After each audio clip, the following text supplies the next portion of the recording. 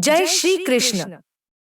आज हमारा प्रसंग है भगवान शिव ने बताया कि स्वर्ग जाने का असली हकदार कौन होता है और वह कौन सा पाप है जो मनुष्य को नरक जाने से नहीं रोक सकता। प्यारे भक्तों, शिव पुराण में वर्णित इस कथा के बारे में कहा गया है, जो भी मनुष्य इस कथा को सुनता या सुनाता या हुंकारा भरता है तो भगवान भोलेनाथ उसके 21 पाप को क्षमा कर देते हैं। तो इसे पूरे अंत तक अवश्य सुनिए। तो आइए सुनते हैं। यह पावन पौराणिक कथा एक समय की बात है। भगवान शिव जी और माता पार्वती कैलाश पर्वत पर विराजमान थी। वहीं भोलेनाथ आंख बंद किए हुए ध्यान लगा रहे थे। पार्वती जी महादेव से कुछ पूछना चाहती थी, जिसके लिए वह उनके ध्यान मुद्रा से बाहर आने की प्रतीक्षा कर रही थी। अब जैसे ही भोलेनाथ ने आंखें खोली, पार्वती जी बोली, स्वामी, मैं बहुत देर से आपके ध्यान से बाहर आने की प्रतीक्षा कर रही हूँ। आज मेरा मन बहुत ही व्याकुल हो रहा है, जिसकी संतुष्टि के लिए मुझे आपसे कुछ प्रश्न पूछने हैं। उनके उत्तर जब तक मुझे नहीं मिलते मेरा मन शांत नहीं होगा। स्वामी, आज मैंने एक बड़ा ही विचित्र दृश्य देखा, जिसकी कल्पना मैंने आज तक कभी नहीं की थी। उसको देखने के बाद मेरे मन में एक प्रश्न आया है कि स्वर्ग जाने का असली हकदार कौन है और वह कौन सा पाप है जो मनुष्य को नरक जाने से नहीं रोक सकता। आज आप हमें बताइए कि पूजा पाठ, दान, धर्म आदि प्रकार के करोड़ों पुण्य करने के बाद भी मनुष्य नरक में क्यों जाता है, और अत्यधिक पाप करने पर भी किसी एक पुण्य के लिए मनुष्य को स्वर्ग की प्राप्ति होती है। इतना सुनने के बाद भगवान शिव ने कहा, है पार्वती, आज जो घटना घटी है मैं उसे भली भांति जानता हूँ। सो इस गुण रहस्य को आप ध्यानपूर्वक सुनिए। जो भी मनुष्य इस शिव पार्वती संवाद को बड़े ही प्रसन्न चित्त मन से पूरा सुनते हैं तो पृथ्वी लोक पर दुख भोग रहे मनुष्यों का उद्धार होता है और उनके जीवन में सुख समृद्धि आती है। यह सुनकर माता पार्वती ने कहा, है प्रभु, आप प्रसंग को शुरू करिए, मैं इसे बड़े ही गहनता और ध्यानपूर्वक सुनूंगी। तब भगवान शिव जी कहते हैं कि यह सिंघल द्वीप की बात है। एक ही समय पर वहाँ 5 मनुष्यों की मृत्यु हो जाती है और वे सभी यमलोक में पहुँच जाते हैं। यमलोक का दृश्य देखकर वे भयभीत हो जाते हैं। विशालकाय आकार वाले यमराज स्वर्ण से बने सिंहासन पर विराजमान थे। उनके पास चित्रगुप्त बैठे थे, जिनके पास सभी प्राणियों का लेखा जोखा रखा हुआ था। यम के दूत प्राणियों को आगे धकेल रहे हैं। कुछ मनुष्य जोर जोर से विलाप कर रहे हैं। स्वर्ग के द्वार से सुंदर प्रकाश दिखाई पड़ रहा होता है, तो वहीं नरक के द्वार से दहकती हुई अग्नि की ज्वाला दिखाई पड़ रही थी। इस भयानक दृश्य को देखकर वे पांचों एक दूसरे से बात करने लगे और अपने अपने पाप के विषय में चर्चा करते हुए कहते हैं। आगे भगवान शिव ने कहा, है देवी, उन 5 में से 4 लोगों ने अपने जीवन में बहुत पाप कर्म किए हुए थे। वे 5 आपस में विचार कर रहे थे कि अब वह 5 ही नरक में ही जाने वाले हैं। उन 5 में से एक चोर होता है, दूसरी वैश्या होती है, तीसरा विद्वान पंडित होता है, चौथा एक राजा का सैनिक होता है और 5वां एक धनवान होता है। वे 5 अपने अपने कर्म फल को भुगतने के लिए तैयार होते हैं।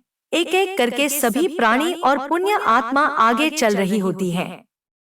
सभी एक दूसरे को अपने पाप कर्मों के बारे में बताने लगते हैं। पहला चोर कहता है, भाई, मैं तो पक्का ही नरक में जाऊंगा, क्योंकि मैंने बहुत बार चोरी की है, दूसरों का धन लूटा है, दूसरों को तकलीफ दी है, लेकिन ऐसा मैंने जानबूझकर नहीं किया था। चोरी करके मैं अपने परिवार का पेट पालता था, क्योंकि मुझे कोई काम नहीं देता था। शायद विधाता ने मेरे भाग्य में यही लिखा था, इसीलिए मैं ही हम 5 में से सबसे बड़ा पापी हूँ। मेरे पाप से मुझे कभी मुक्ति नहीं मिलेगी, यह मैं जानता हूँ। पता नहीं मुझे अगला जन्म किस पशु का मिलेगा, यमराज मुझे कौन सा दंड देंगे। उसके बाद वह वैश्या बोली, भाई, हम 5 में ही सबसे बड़ी पापिनी तो मैं हूँ। मुझसे बड़ा पाप यहाँ किसी ने नहीं किया होगा। जो स्त्री अनेक पुरुषों के साथ संबंध बनाती है, उसे नरक में ही डाला जाता है, यही शास्त्र कहते हैं। इसलिए मेरा भी नरक में जाना तय है। किंतु मैं शपथ खाकर कहती हूँ, मैंने यह पाप जानबूझकर नहीं किए हैं।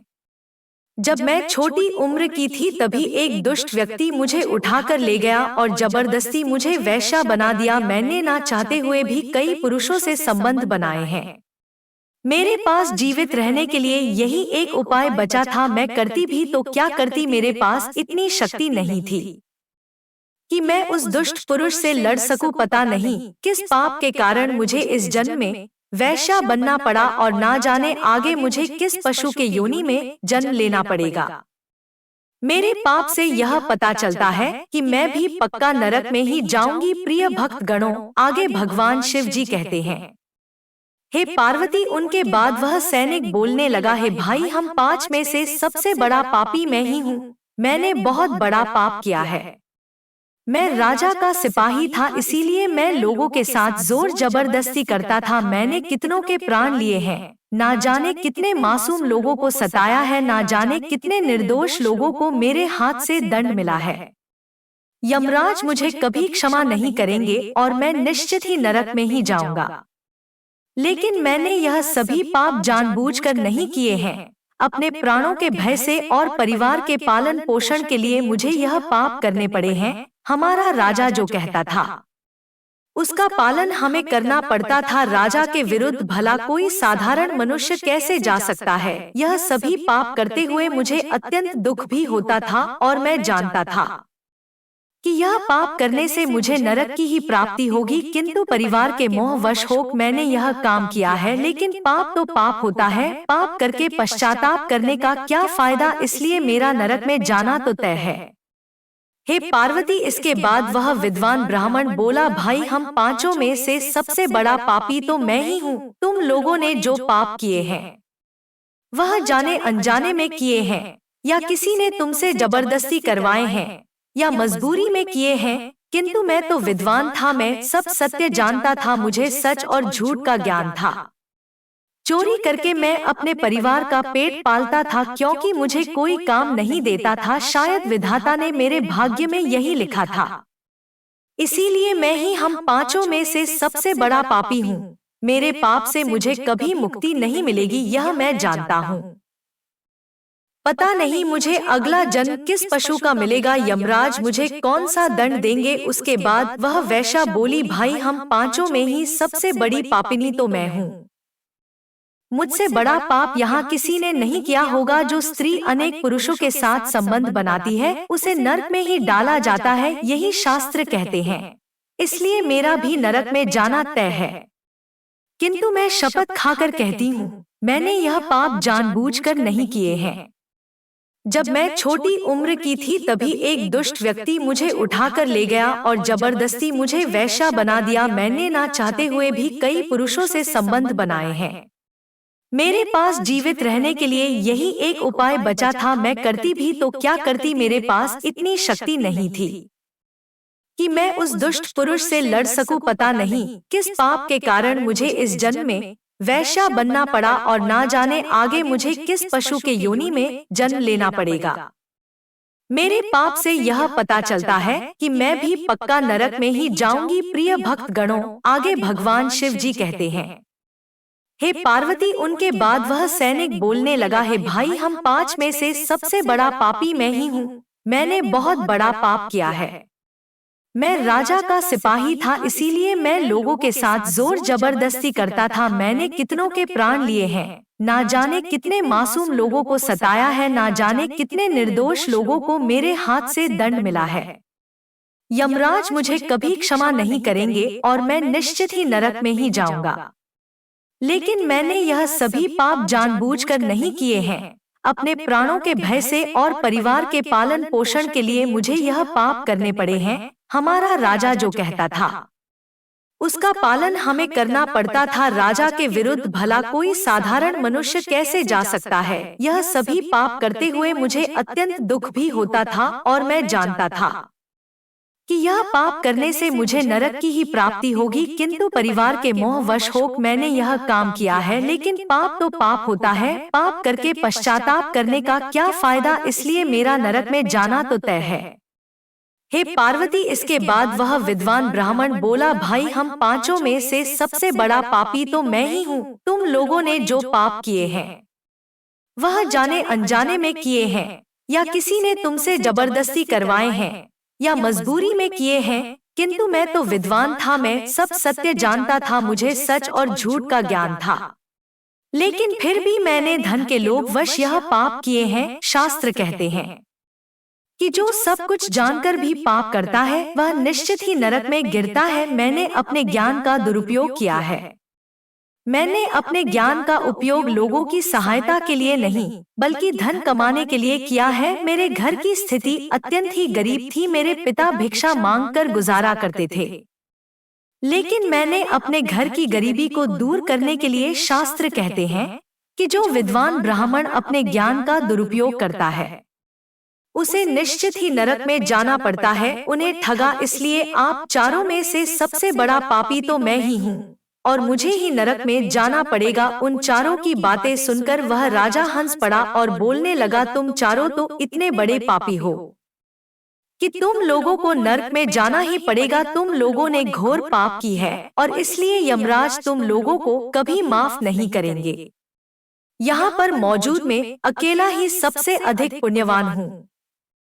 मैंने अपने जीवन में बहुत पूजा पाठ किया है, ब्राह्मणों को दान दक्षिणा दिया है, मैंने मृत्यु से पूर्व गाय का दान भी किया है और अब मेरे सभी पुत्र मेरी आत्मा की मुक्ति के लिए बड़े कार्यक्रम का आयोजन कर रहे हैं। वह मेरे लिए श्रद्धा पूर्वक दान तर्पण कर रहे हैं, यज्ञ कर रहे हैं, इसीलिए मैं सबसे अधिक पुण्यवान हूँ। मेरी 3 पत्नियां और 10 पुत्र हैं। इतने लोग मेरी मुक्ति के लिए उपाय कर रहे हैं और हाँ, मैंने अपने जीवन में कभी कोई पाप नहीं किया है और जाने अनजाने में किए भी होंगे तो मेरे पुत्रों के श्राद्ध आदि के कार्यों द्वारा मेरे पाप भी नष्ट हो जाएंगे। मैं नित्य देव पूजा करता था, मंदिर जाता था, द्वार पर आए अतिथियों को भोजन कराता था, इसीलिए मुझे पूरा विश्वास है कि यमराज मुझे नरक में नहीं डालेंगे और मुझे मोक्ष की प्राप्ति निश्चित ही होगी। हे पार्वती, फिर वह पांचों धीरे धीरे आगे बढ़ने लगे और फिर जब उनका समय आ जाता है तो उन पांचों के पाप और पुण्य के कर्मों का मूल्यांकन किया जाता है। सबसे पहली बारी आती है उस चोर की और फिर चित्रगुप्त इसका लेखा जोखा निकालते हैं। कुछ देर तक विचार करने के बाद, उसके पाप पुण्य का मूल्यांकन करने के बाद यमराज उसे स्वर्ग में जाने के लिए कहते हैं। इस निर्णय को सुनकर चोर आश्चर्य में पड़ जाता है और बड़ी ही प्रसन्नता से वह स्वर्ग के दरवाजे की ओर चला जाता है। अब दूसरी बारी आती है वैश्या की। चित्रगुप्त उस वैश्या का भी लेखा जोखा निकालते हैं और कुछ देर तक विचार करने के बाद उसके पाप पुण्य का मूल्यांकन करके यमराज उसे भी स्वर्ग में जाने के लिए कहते हैं। इस विचित्र निर्णय को सुनकर वह वैश्या भी आश्चर्य में पड़ जाती है। उसे यमराज के निर्णय पर विश्वास नहीं होता और वह बिना कुछ कहे और बड़ी ही प्रसन्नता के साथ स्वर्ग की द्वार की ओर चली जाती है। फिर तीसरी बारी आती है उस सिपाही की। हे प्रिय, हे पार्वती, चित्रगुप्त उसके भी कर्मों का लेखा जोखा निकालते हैं और कुछ समय विचार करके उसके पाप पुण्य का मूल्यांकन करके यमराज उसे भी स्वर्ग में जाने के लिए कहते हैं। इस निर्णय को सुनकर वह सिपाही भी सोच में पड़ जाता है। फिर यमराज उस ब्राह्मण को भी स्वर्ग में जाने के लिए कहते हैं। फिर तो वह विद्वान ब्राह्मण विचार करता है, मैंने तो पाप किया है, फिर मुझे क्यों स्वर्ग भेजा जा रहा है।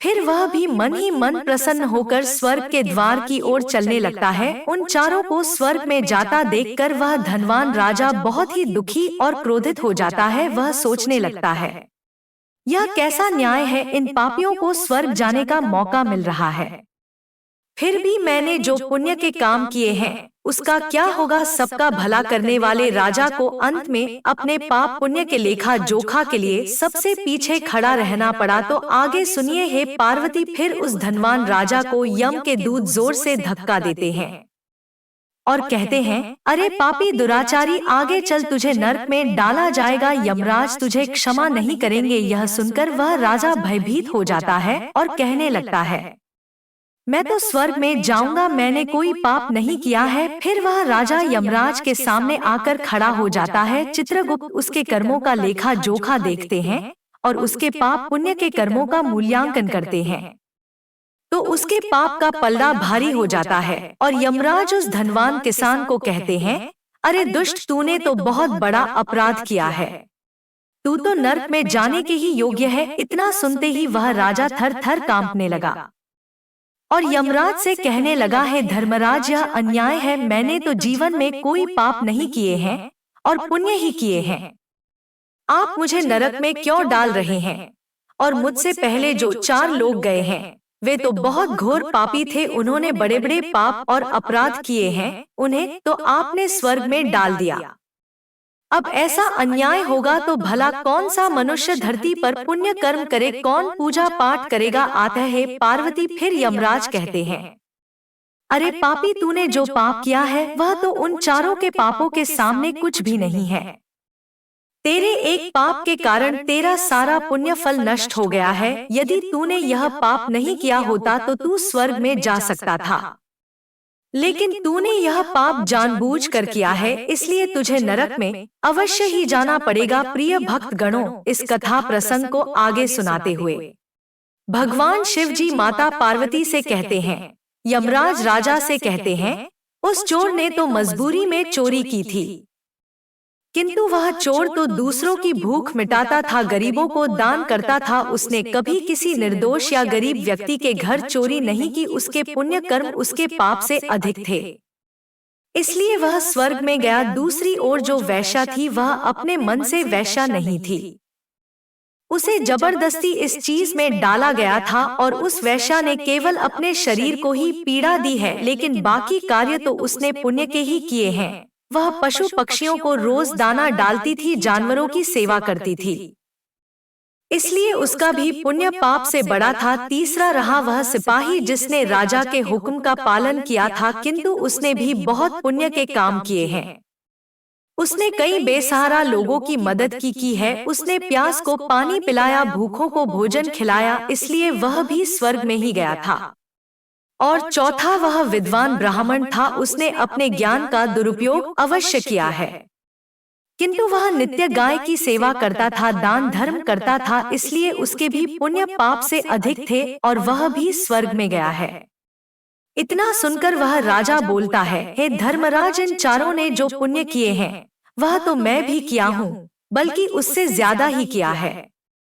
फिर भी मैंने ऐसा कौन सा पाप किया है जो मुझे नरक में भेजा जा रहा है? यमराज कहते हैं, हे दुष्ट, याद कर, तूने उस अबला विधवा नारी पर गलत लांछन लगाया था कि उसने तेरे घर पर चोरी की है, और उसके साथ ही तूने उसके ऊपर कई अन्य गलत लांछन लगाए थे। उसे व्यभिचारिणी वैश्या कहकर उसके चरित्र का हनन किया है, और राजा ने उसे सत्य समझकर उस अबला विधवा नारी को मृत्यु दंड दे दिया था। है नराधम, है पापी मनुष्य भी ब्रह्मा हत्या, चोरी, मदिरापान आदि कई प्रकार के पापों से भी प्रायश्चित करके मुक्त हो सकता है, किंतु दूसरों पर गलत लांछन लगाना और बेगुनाह को मृत्यु दंड देने से प्रायश्चित करने पर भी उसे इससे मुक्ति नहीं मिलती। जो व्यक्ति सत्य जानकर भी दूसरों को झूठ कहकर उसके ऊपर दोष लगाता है वह तो सबसे बड़ा पापी है। उसके द्वारा किए गए सभी पुण्य नष्ट हो जाते हैं, इसलिए तूने जितने भी पुण्य किए हैं वह सभी उस एक पाप के कारण नष्ट हो गए हैं। देवी पार्वती फिर यमराज दूतों को कहकर उस पापी को नरक में ले जाने के लिए कहते हैं, और वह रोता बिलख हुआ नरक के मार्ग पर चलने लगता है। इस प्रकार से भगवान भोलेनाथ ने माता पार्वती के मन में उठ रहे प्रश्नों का उत्तर दिया। उन्होंने कहा, हे देवी, कभी किसी पर गलत आरोप नहीं लगाना चाहिए। सत्य जानकर भी उसे मृत्यु दंड दिलाना घोर अपराध होता है, और उस व्यक्ति को असत्य का साथ नहीं देना चाहिए जो दूसरों पर गलत आरोप डालता है। उसे यमराज कभी क्षमा नहीं करते। प्रिय भक्त गणों, इतना सुनने के बाद माता पार्वती ने कहा, हे प्रभु, आपने मेरे मन में उठे इन 2 प्रश्नों का उत्तर तो दिया, पर तीसरा प्रश्न पाप पुण्य और मोक्ष यह क्या है? यह सुनकर भगवान शिव ने कहा, हे पार्वती, इसका भी समाधान मैं किए देता हूँ।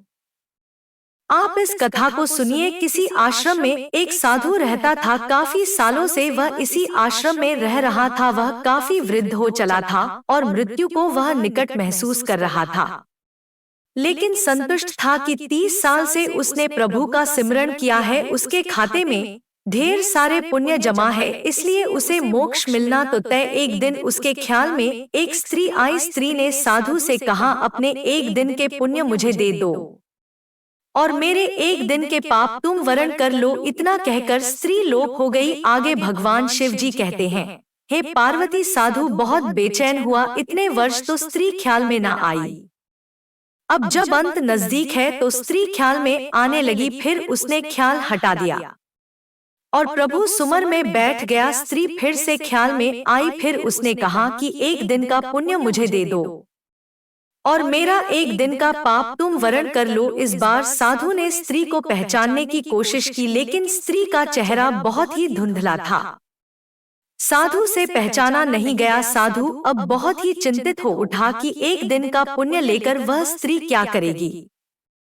हो ना हो यह स्त्री कष्ट में है, लेकिन गुरु जी ने कहा है कि आपके पुण्य ही आपकी असली पूंजी है। यह किसी को कभी मत दे बैठना, और इतनी मुश्किल से पुण्य की कमाई की है, यह भी दे बैठे तो मोक्ष कैसे मिलेगा। अब वह साधु सोचता है, हो ना हो यह मुझे मोक्ष से हटाने की कोई साजिश कर रही है। साधु ने अपने गुरु के आगे अपनी चिंता जाहिर की। गुरु ने साधु को डांटा कि मेरी शिक्षा का कोई असर नहीं, तुझ पर पुण्य किसी को नहीं देते, यही आपकी असली कमाई है। साधु ने गुरु जी को सत्य वचन कहा और फिर प्रभु सुमर में बैठ गया। स्त्री फिर ख्याल में आई, बोली, तुम्हारा गुरु अपूर्ण है, इसे ज्ञान ही नहीं है। तुम तो आसक्ति छोड़ने का दम भरते हो। बीवी बच्चे दीन दुनिया छोड़कर तुम इस अभियान में हो कि तुमने आसक्ति छोड़ दी है तुमने, और तुम्हारे गुरु ने तो आसक्ति की ओर जोर से पकड़ लिया है। किसी जरूरतमंद की मदद तक का चरित्र तुम दोनों में नहीं है। हे पार्वती, साधु बहुत ही परेशान हो गया। वह फिर से गुरु के पास गया, स्त्री की बात बताई। गुरु ने फिर साधु को डांटा, है दुष्ट, गुरु पर संदेह करवाकर वह तुम्हें पाप में धकेल रही है। जरूर कोई बुरी आत्मा तुम्हारे पीछे पड़ गई है। साधु अब कहाँ जाए, वह वापस लौट आया। फिर से प्रभु सुमिरन में बैठ गया। स्त्री फिर ख्याल में आई कि तुम कौन से पुण्य पर इतरा रहे हो। साधु बोला, मैंने 30 साल प्रभु सुमर किया है, 30 साल से मैं भिक्षा पर हूँ, कुछ संचय नहीं किया, त्याग को ही जीवन माना है, पत्नी बच्चे तक त्याग दिया। आकाशवाणी ने कहा, तुमने 30 वर्ष कोई उपयोगी काम नहीं किया, कोई रचनात्मक काम नहीं किया, दूसरों का कमाया और बनाया हुआ खाया। तुम समझते हो कि राम राम कृष्ण कृष्ण जपने से पुण्य इकट्ठा होता है। मेरे समझ से तुम्हारे खाते में पुण्य शून्य है। अब देखिए, साधु बहुत ही हैरान हुआ, बहुत सदमे में गया, लेकिन हिम्मत करके उसने प्रभु से पूछा, फिर वह स्त्री पुण्य क्यों मांग रही है। प्रभु ने कहा, क्या तुम जानते हो वह स्त्री कौन है। साधु ने कहा, नहीं जानता नहीं, लेकिन जानना चाहता हूँ। प्रभु ने कहा, वह स्त्री तुम्हारी पत्नी है, तुम जिसे पाप का संसार कहाँ छोड़ आए थे, कुछ पता है वह क्या करती है। साधु की आंखें फटी की फटी रह गई। उसने कहा, नहीं प्रभु, उसके बारे में मैं कुछ नहीं जानता। भगवान ने कहा, तो सुनो, जब तुम घर से चुपचाप निकल आए थे तब वह कई दिन तक तुम्हारे इंतजार में रोई। फिर एक दिन उसका संशय खत्म हो गया और बच्चों की भूख ने उसे तुम्हारे गम पोंछ डालने के लिए विवश कर दिया। उसने आंसू पोंछ दिए और वह जगह जगह काम ढूंढने लगी, भटकती रही। वह इतनी पढ़ी लिखी नहीं थी, तुम बहुत बीच राह में उसे छोड़ गए थे। उसे काम नहीं मिल रहा था, इसलिए उसने एक कुष्ठ आश्रम में नौकरी कर ली। वह हर रोज खुद को बीमारी से बचाती उन लोगों की सेवा करती रही जिन्हें लोग वहां त्याग जाते हैं। वह खुद को आज भी पापिनी कहती है, इसीलिए कि उसका माँ उसे छोड़कर चला गया है। भगवान भोलेनाथ कहते हैं, हे पार्वती, उस आकाशवाणी ने कहा, अब वह बेचैन है, तुम्हें लेकर उसे बहुत दिनों से आभास होने लगा है कि उसका पति मरने वाला है। वह यही चाहती है कि उसके पति को मोक्ष मिले, जिसके लिए वह घर से गया है। उसने बारंबार प्रभु को अर्जी लगाई है कि प्रभु, मुझ पापनी की जिंदगी काम आ जाए तो ले लो, उन्हें मोक्ष जरूर देना। मैंने उसे कहा कि अपना एक दिन उसे दे दो। वह कहती है कि मेरे खाते में पुण्य कहाँ, अगर मेरे खाते में पुण्य होता तो मैं एक पल ना लगाती। अपने सारे पुण्य उन्हें दे देती, वह सुमिरन नहीं करती। वह भी समझती है कि सुमिरन से पुण्य मिलता है। अरे हे भोले मनुष्य, सिर्फ सुमिरन से ही पुण्य नहीं मिलता, उसने बहुत बड़ा पुण्य किया है। वह तो सोचती है कि उसने आज तक पाप ही किया है, वह पापी है, इसीलिए उसे यह दुख झेल पड़ रहा है। इसलिए वह कह रही है कि मेरा पाप ले लो और अपना पुण्य दे दो। आते हैं मनुष्य, मैंने उसे नहीं बताया कि तुम्हारे पास अथाह पुण्य जमा है। पुण्य सुमिरन से नहीं आता। मैंने उसे कहा कि एक साधु है, उससे एक दिन के पुण्य मांग लो। अपने एक दिन के पाप देकर उसने सवाल किया कि ऐसा कौन होगा जो पाप लेकर पुण्य देता है। मैंने उसे आश्वस्त किया कि साधु लोग ऐसे ही होते हैं। वह औरत अपने पुण्य तुम्हें दे रही थी और तुम ना जाने कौन से हिसाब किताब में पड़ गए। तुम तो साधु भी ठीक से नहीं बन पाए। तुमने कभी नहीं सोचा स्त्री और बच्चे कैसे होंगे, लेकिन पत्नी आज भी बेचैन है कि तुम लक्ष्य को प्राप्त हो। तुम्हारी स्त्री को कुष्ठ रोग है, वह खुद मृत्यु शैया पर है, लेकिन तुम्हारे लिए मोक्ष चाह रही है। तुम सिर्फ अपने मोक्ष के लिए 20 वर्ष से हिसाब किताब लगा रहे हो। फिर भगवान शिव ने माता पार्वती से कहा, है प्रिय साधु के वदन पर पसीने की बूंदें बहने लगी, सांसें तेज हो गई। उसने ऊंची आवाज में चीख लगाई। यशोदा साधु हड़बड़ा कर उठ बैठा, उसके माथे पर पसीना बह रहा था। उसने बाहर झांक कर देखा, सुबह होने वाली थी। उसने जल्दी से अपना झोला बांधा और गुरु के सामने जाकर खड़ा हुआ। गुरु जी ने पूछा, आज इतने जल्दी भिक्षा पर? साधु बोला, नहीं गुरुजी, मैं घर जा रहा हूँ। गुरुजी बोले, अब घर क्या करने जा रहे हो? साधु बोला, धर्म सीखने। प्रिय भक्त गणों, भगवान शिव जी माता पार्वती से कहते हैं, वर्ग का सपना छोड़ दो, नरक का डर छोड़ दो। कौन जाने क्या पाप क्या पुण्य, बस कुदरत पर छोड़ दो। ना पैसा बड़ा ना पद बड़ा, मुसीबत में जो साथ खड़ा वह सबसे बड़ा। प्रिय भक्त गणों, इस प्रकार भगवान भोलेनाथ ने माता पार्वती के मन में उठ रहे प्रश्नों का उत्तर दिया और उन्होंने अंत में बताया कि केवल प्रभु स्मरण करना ही मोक्ष प्राप्ति का मार्ग नहीं है। व्यक्ति को अपने हर एक धर्म का निर्वाह करना पड़ता है। उसे अध्यात्म के साथ साथ गृहस्थ जीवन भी मिला है। यदि उसके द्वारा किए गए किसी भी कर्म से किसी का दिल दुखता है, किसी के मन को ठेस पहुंचता है,